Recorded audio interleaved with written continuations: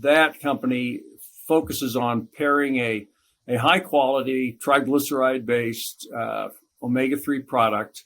It's got 700 milligrams of EPA and DHA in triglyceride form per capsule. We bundle that product with an omega-3 index.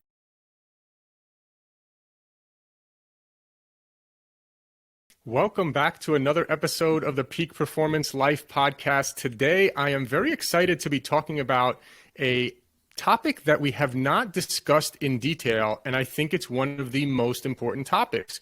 And so we have with us today here Dr. Harris, Dr. Bill Harris, William S. Harris, Ph.D., President and CEO. He is an internationally recognized expert on omega-3 fatty acids and how they can benefit patients with heart disease. He obtained his Ph.D. in human nutrition from the University of Minnesota, did a postdoctoral fellowships in clinical nutrition and lipid metabolism at the Oregon Health Sciences University. And he's been studying all things omega-3 fatty acids for a very, very long time.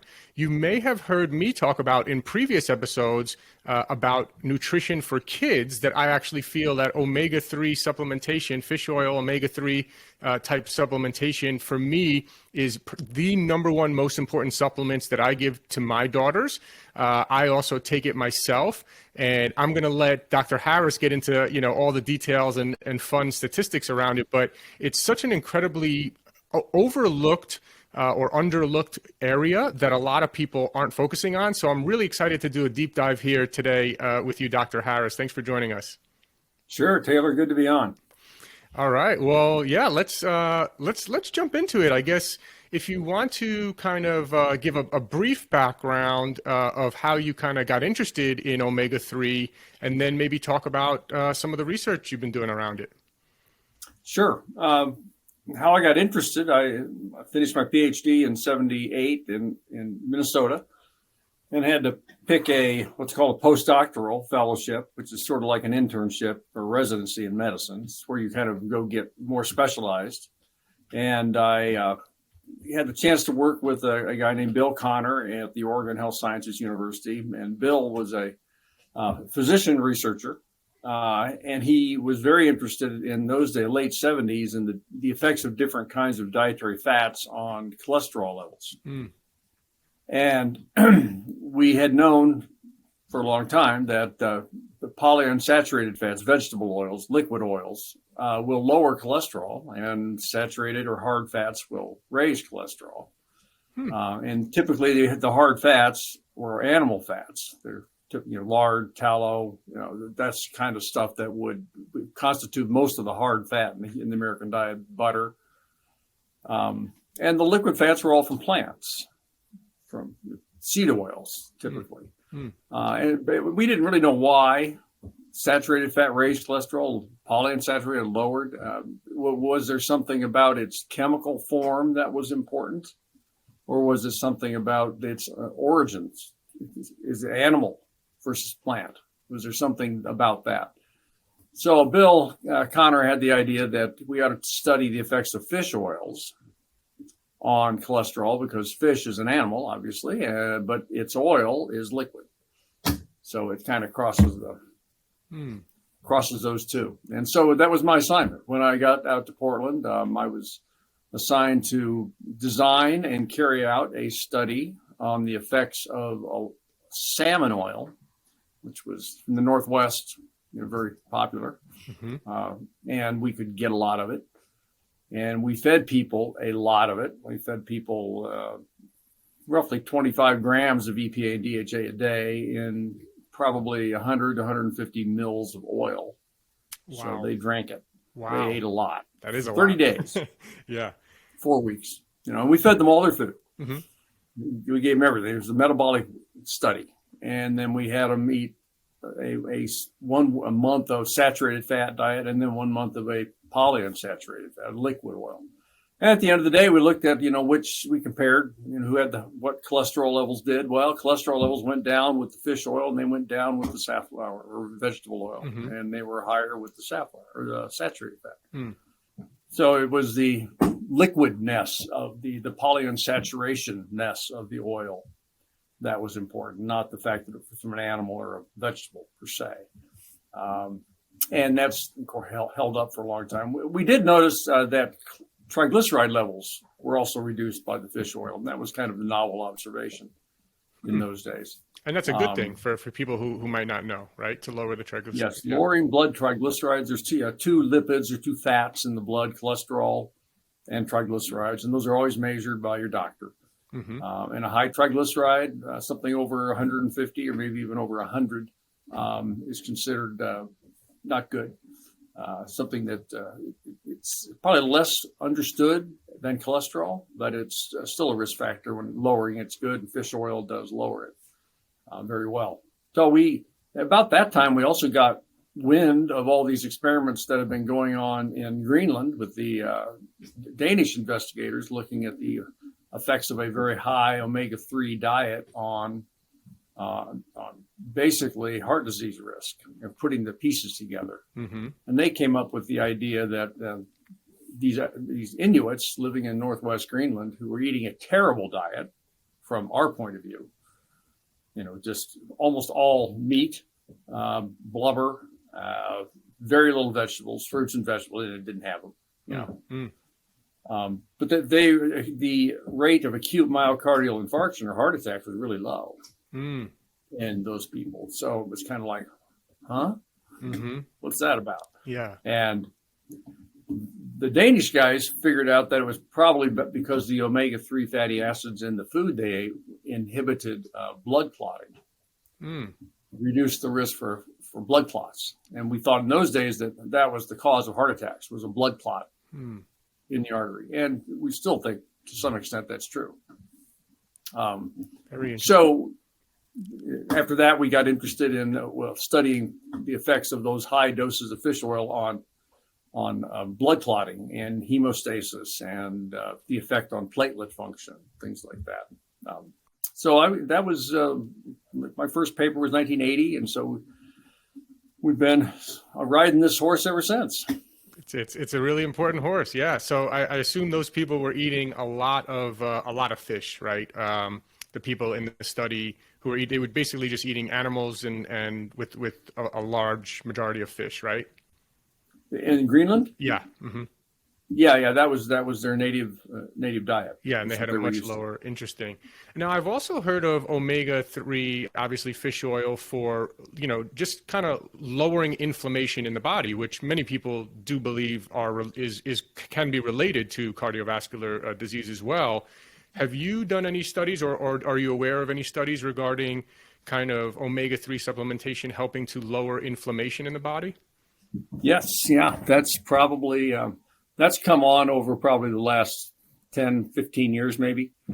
That area of research has opened up, and we do know that it's true that people that have the high omega-3 levels have lower levels of all kinds of inflammatory markers in their blood. There's many of them.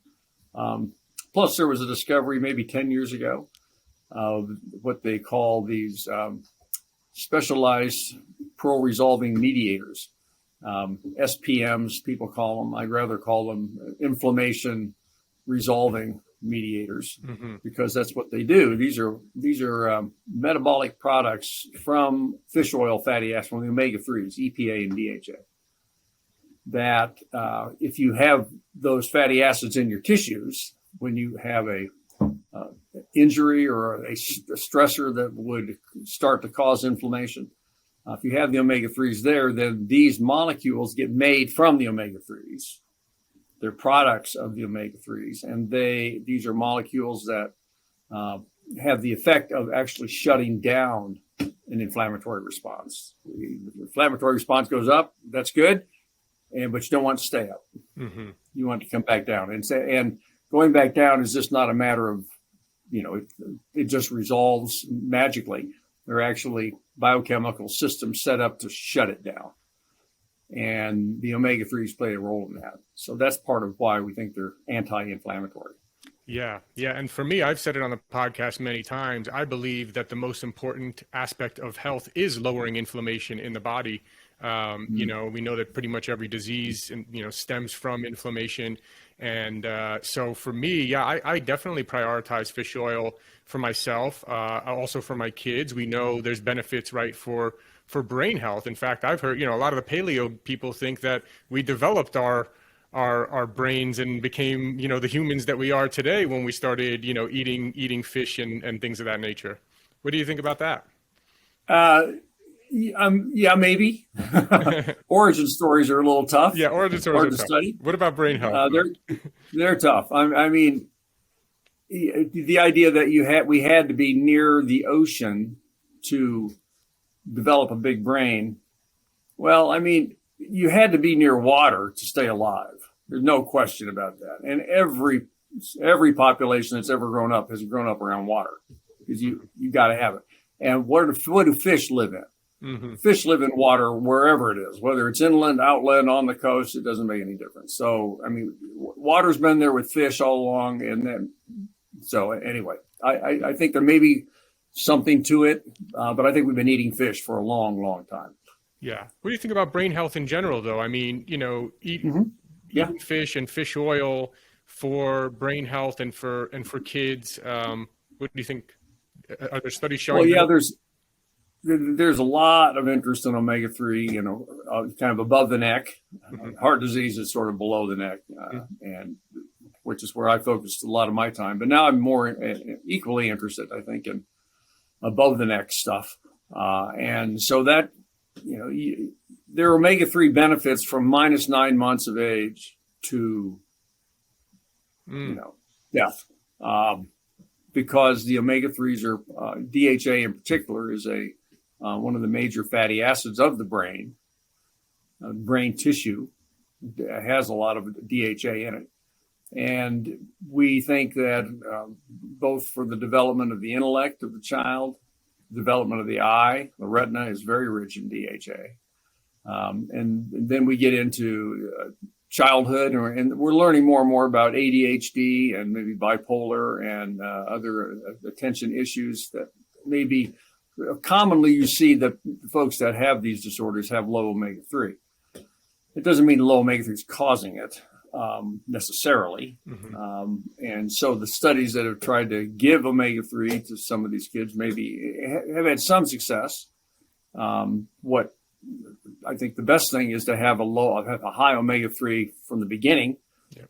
Don't wait till somebody's already developed a condition and then start treating it like it's a drug with omega-3. So in any event, high omega-3 throughout life is very important. We've looked at, we focused most recently on dementia, mm-hmm. and reducing risk for dementia. And we do find, it's been seen several times now, we've just recently confirmed it, that individuals who have a higher omega-3, that like the highest level of omega-3 in the population, mm-hmm. are about 50% less likely to develop Alzheimer's disease. Wow. You follow them X number of years. Right. So that's a big deal. I mean, we don't know how to treat Alzheimer's disease. We don't really know how to prevent it. But if there are simple things like diet, and particularly omega-3, that could slow the progression of the disease down to where you die before you get it, that's the optimal. Then, of course, omega-3s allow you to live longer too. People that have higher omega-3s do live longer. Right, and most of the blue zones, right? They eat a lot of fish in most of the blue zones, right? No, I think that's certainly a part of it, right? Mm-hmm. Yeah, mm-hmm. Right. Yeah. I definitely want to get into dosing because there's huge ranges of dosing, and I also want to get into what types are the best. One other thing before we jump into that, though, I do want to ask you. A lot of people in the paleo community also talk about this, which I think is very interesting, is that previously they talk about the omega-3 to omega-6 ratio. I don't know if you've ever looked at that at all, but there's a lot of talk about how, again, when we were cavemen or whatever, we were our omega-3 to omega-6 ratio was much closer, whatever it was, 2 to 1 or 4 to 1 or whatever the ratio was back then, is what people theorize, right? Versus now with all the processed foods and carbohydrates and bread and pastas and grains that we're eating, now the omega-6 to omega-3 ratio has just got so completely out of whack. I've heard people say it used to be 4 to 1, now it could be up to 40 to 1 in some people, really just skyrocketing. and that is causing a lot of kind of inflammatory, autoimmune, other types of diseases. People are speculating things of that. What do you think about that? Oh, how long did you say this podcast goes? I guess the short version, yeah. The short version, okay. Yeah. The omega-6 omega-3 ratio is something I've written quite a bit about. And it's frankly something I don't put much faith in. I don't put much stock in it. Scientifically, the problem is when you say omega-6 and omega-3, what exactly are you talking about? Good point. Are we talking about marine omega-3 fatty acids or plant omega-3 fatty acids? Are we talking about plant omega-6 or the animal omega-6, which is arachidonate? And there's like 7 omega-6 fatty acids, and there's 4 omega-3 fatty acids that we measure in the blood. And so some of them, not all the omega-3s behave the same. The fish oil omega-3s have much better effects than ALA, the plant omega-3. That's the next thing I was going to ask you about, actually. So that's something you've seen in your research, is that these plant-based omega-3 supplements from algae that you see everywhere, those are not as effective as the actual, ones that come from fish oils. No, that's not what I mean. Okay. What I mean is the ones that come from flaxseed oil, alpha-linolenic acid, the 18 carbon precursor omega-3 to the algal oils are typically actually EPA or DHA. I mean, the chemical, there's algae are the original sources of those in the ocean. So now people are just skipping the fish and making the EPA and DHA in big vats with lots of algae. It's kind of expensive, but I think that's probably some of the future. And you think it works? But, you think it works similarly well to the fish oil type? Yeah, it's the same chemical. I mean, DHA is DHA, whether you get it going through several generations of fish, or you get it straight from the algae that the fish eat, or the microorganisms that feed on this, like the phytoplankton have the omega-3s, then the little fish eat the phytoplankton, and it goes up the food chain. Interesting. Because fish, salmon, for example, they don't make omega-3 any better than we do. They eat it. Interesting. And so that was what gives them a good source of it. When I say plant omega-3, I'm primarily meaning like flaxseed oil or chia seed, black walnuts, that kind of stuff. Well, those omega-3s are different. And so that's part of the problem with the omega-6 omega-3 ratio. It's not precise. You don't know which omegas you're talking about. Yeah. Plus you can have, if you're dealing with just a ratio, you can have a very healthy level of omega-3 and a high level of omega-6, and you can have a low omega-3 and a low omega-6 and have exactly the same ratio. It's very true. Which doesn't make any sense. There's no way to action that. Third thing is that the whole presumption, the whole edifice on which this thing is built is that the omega-6 fatty acids are bad. And I don't think there's good evidence for that either. What I think the problem is the lack of omega-3. Yeah. And the reliance on this ratio. You think, I can fix my ratio by eating less omega-6. I don't have to do anything with omega-3. Besides, that tastes like fish. I don't want to do that. So I'll just eat less omega-6 and that'll fix my ratio. And so I'll be healthier. Not true. Yeah. That's definitely a flawed way to go about it. Right. Which is why we really like to focus on, in our blood test, on omega-3s, because that's where Americans are deficient.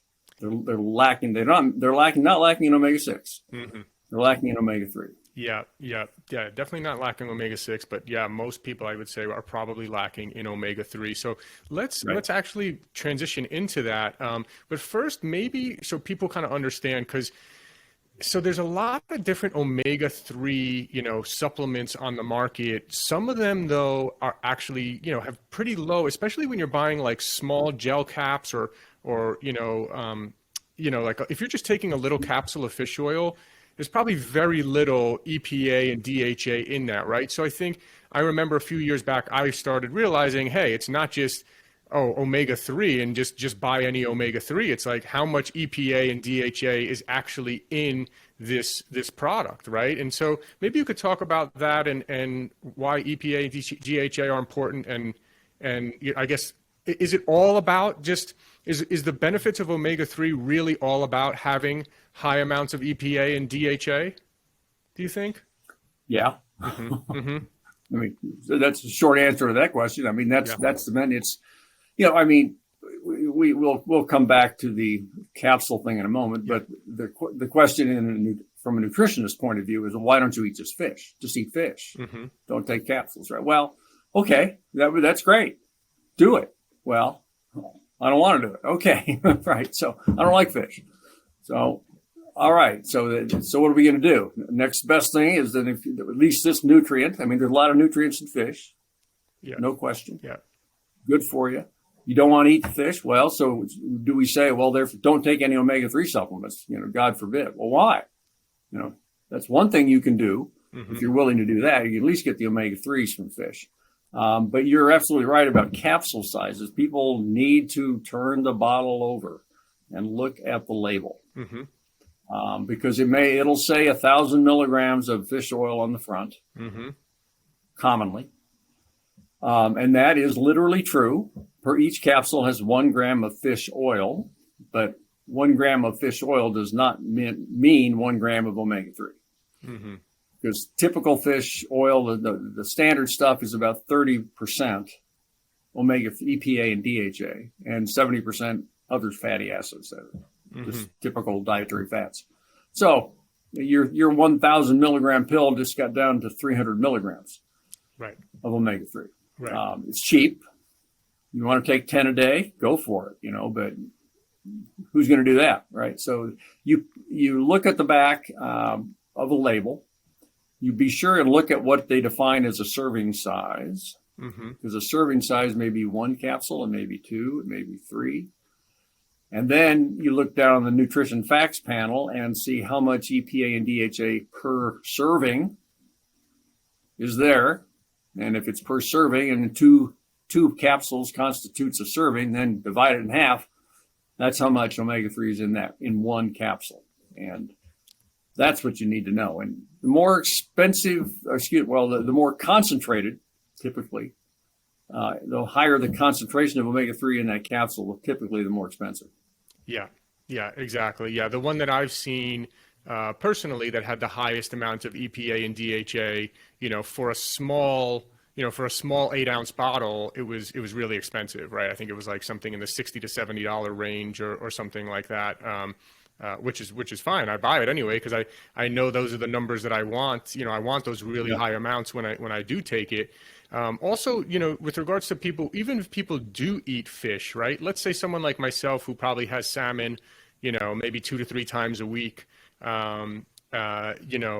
Even that though, right? Like do we have any idea, like in a normal serving, a serving of, salmon, how much EPA and DHA is in that? Because I feel like I still supplement with fish oil on the days where I'm not eating salmon. I'm always supplementing with fish oil, even sometimes the days when I am, because I just feel like mm-hmm. it's not enough, even 2 to 3 days a week of eating it. What do you think? Well, the only way to know is to measure your omega-3 levels. Great answer. You're right. Mm-hmm. Yep. I mean, everybody's different. Yep. Salmon is one of the richest in omega-3 of the mm-hmm. fish we typically mm-hmm. eat. And if you're eating, a 4-ounce piece of salmon, mm-hmm. nice sized fillet, you're going to get probably 1,500, maybe 2,000 milligrams of EPA DHA, mm-hmm. Which is great. Mm-hmm. Do that every other day. That's roughly 1 gram a day. That's pretty good. It's rare that people do that. Yeah. But that would be good. People can get a healthy omega-3 index, which is the blood test mm-hmm. That we'll probably talk about. Yeah. They can get up into the 8%, which is our target level of omega-3, just from eating fish. It's uncommon, but you have to dedicate yourself to eating fish commonly, and 3 to 4 times a week can do it. But most people, to get a healthy omega-3, have to take a supplement. Yeah. Let's talk about, and I guess this will lead into the conversation about dosing as well. But we should first, I guess, mm-hmm. talk about your blood test for omega-3 levels, because it's funny. Until I started looking you up for this podcast, I actually never put 2 and 2 together. That all the blood tests I've done have not actually. I don't believe I ever saw an omega-3 score on any of those blood tests that I did, right? The blood tests you did through your doctor? Well, through different websites, through different nutritionists and different things like that. Oh, I don't think that I don't remember clearly seeing an omega-3 score somewhere. yeah. Well, that wouldn't be surprising.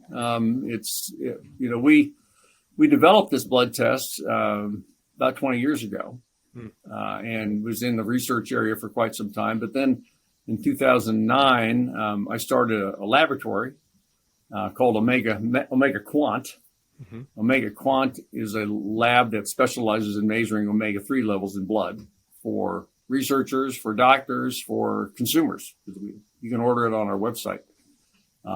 It's a dried blood spot based test, so you don't have to go to your doctor.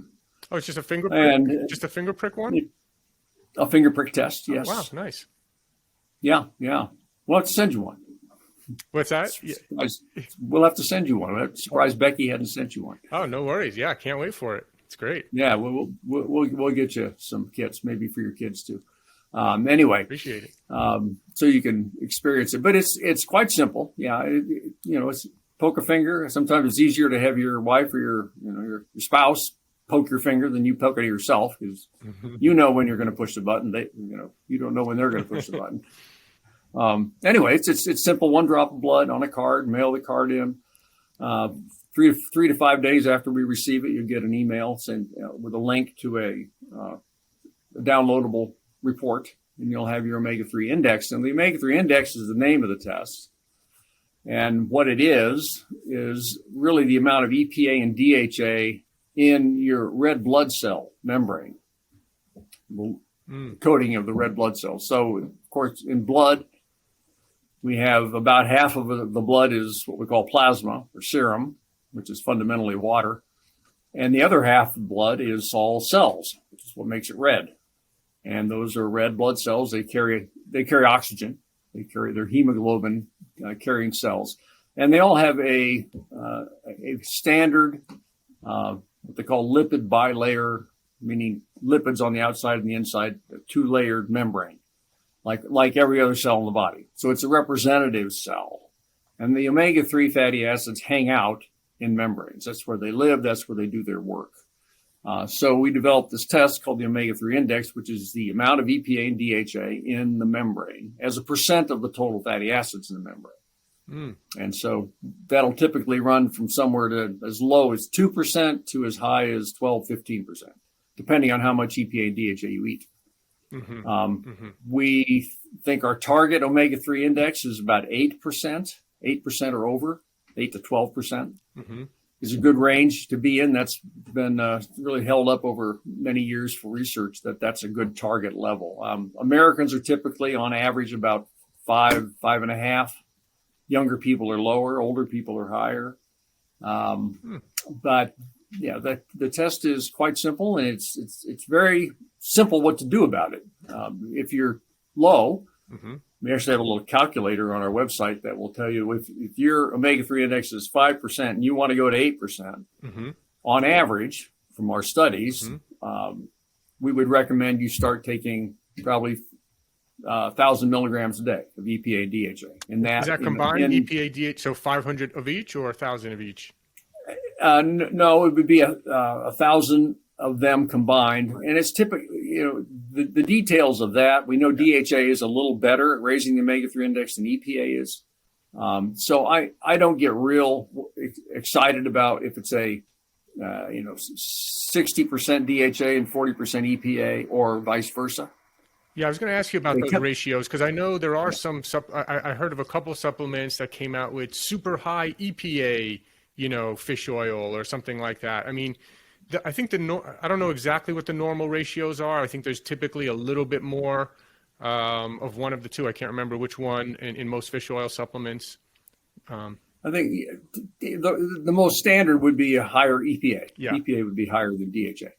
But there's all varieties now. You can get all kinds of ratios. And people are trying to say, well, if you want to fight inflammation, take EPA. If you want brain health, take DHA. Well, I wouldn't go with that. That's way too simple. because DHA is anti-inflammatory and higher EPA levels are associated with better depression scores. So, okay, that's,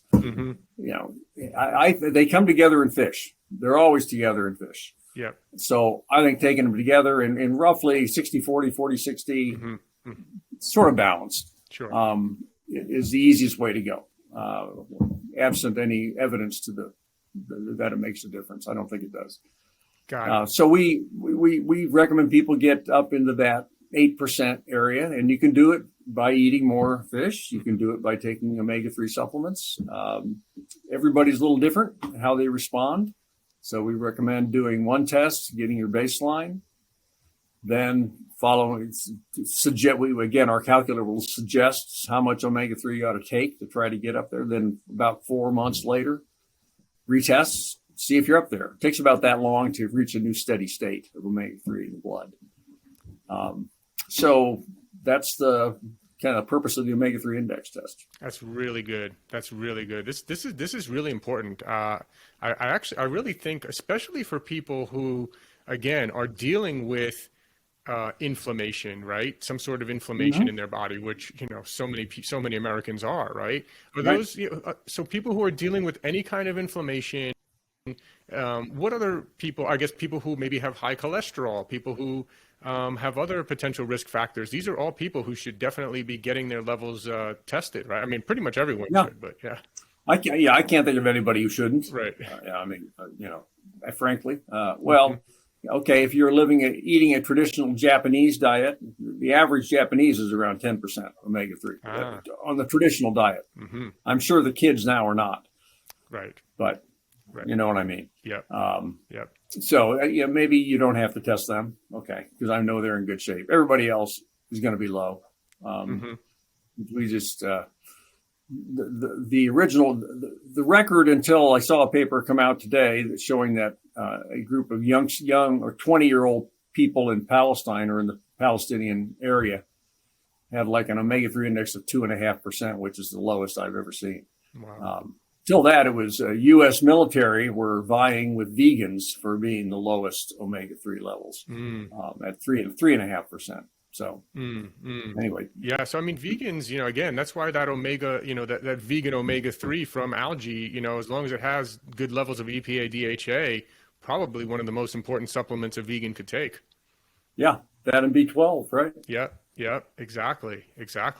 Yeah. This is really good stuff. So tell people again where they can. So it's Omega Quant. What's the Omega? One word, Omega, and then quant, like quantity, quantify. OmegaQuant.com. Great. How much is the test? And usually cost? I say again. How much is the test? The basic test that gives you the omega-3 index is, I think, $50. Perfect. And you could do it right from your home without needing to schedule a blood test or any of that stuff. That's great. Right. Show you your exact levels. And then obviously if you're lower, then you give a formulation as to how much they need to, intake. That's amazing. Beautiful.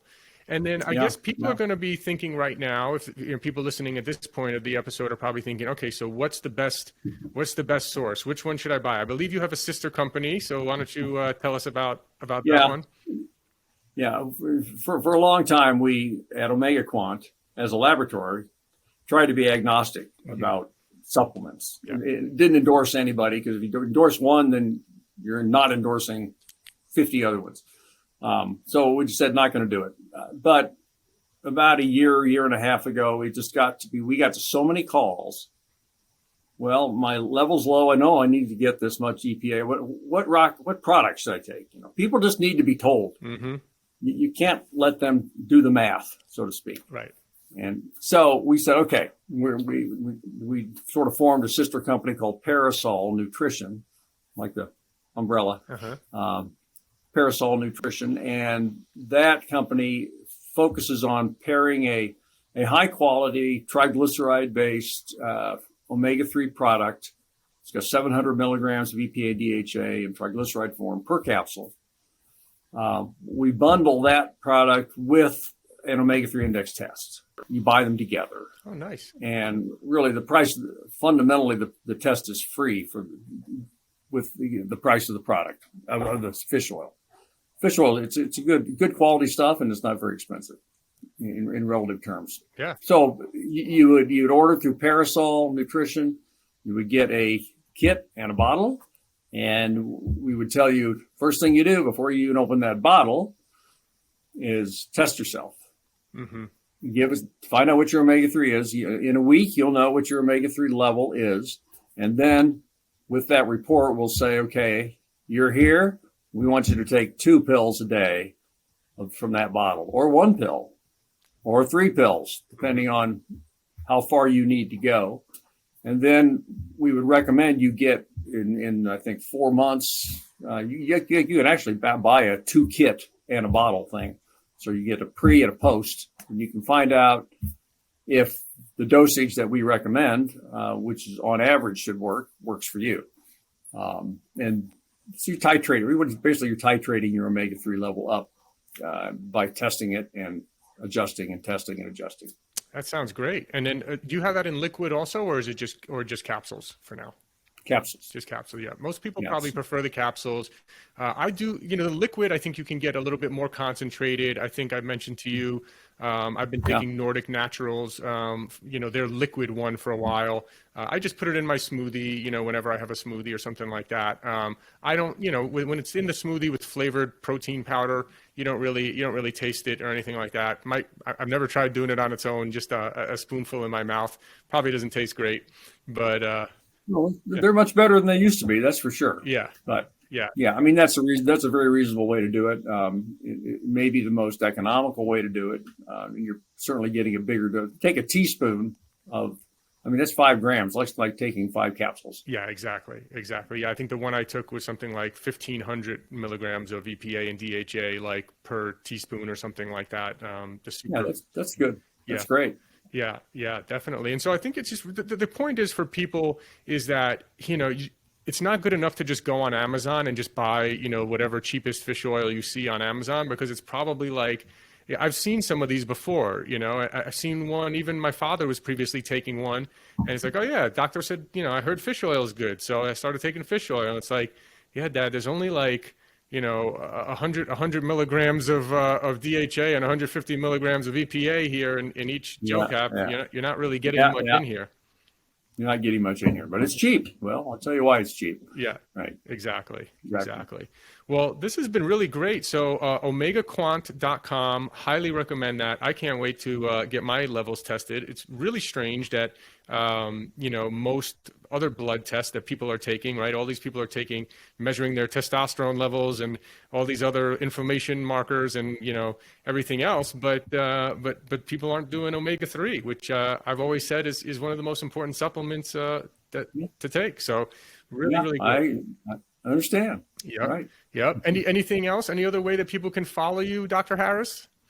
Oh, I try to stay off that stuff on social media stuff. I actually, a couple of years ago, I sort of left the day-to-day running of Omega Quant to people who know something about business, which I really don't.